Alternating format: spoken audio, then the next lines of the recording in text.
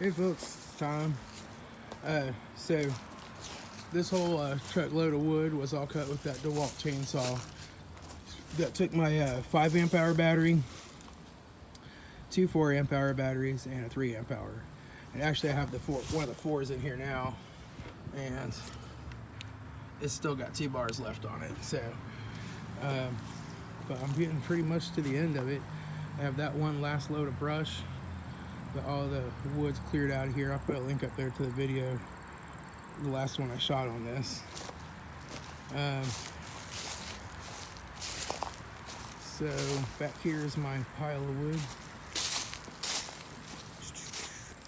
and I probably threw away about 1/4 this much. Just didn't cut it and left it in long pieces and hauled it to the mulch place. This is actually about 6 truckloads. It doesn't look that big, I guess, because it's spread out. But there's a lot of wood there, and then big pieces here. Some of those can be split, and I know somebody that does like big bonfires that'll take some of the big ones that I don't want to split.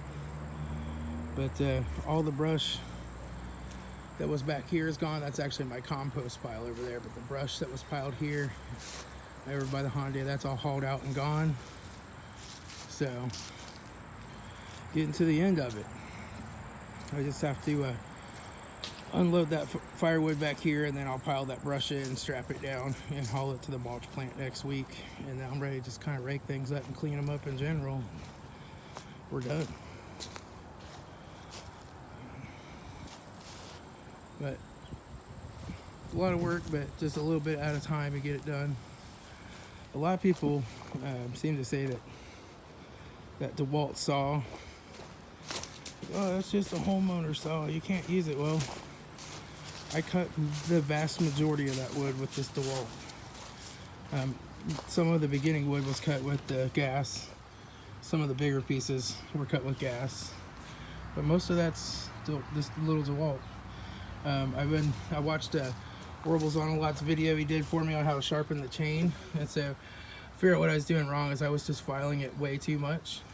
So what I find is if I just touch it up, like I go over each tooth a couple times, whenever I change the battery and oil it up, then it just keeps cutting nice and sharp. So this is actually the original chain that's back on here now, and I cut all this today with this original chain, just touching it up. And yes, I do flip my bar over occasionally so it wears even on both sides. A lot of people seem worried about that.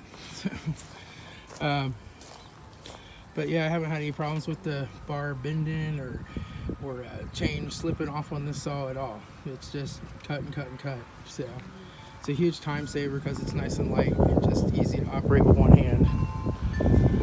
All right, we're getting ready to go to Kings Island. We'll ride some roller coasters. And I'll talk to y'all later.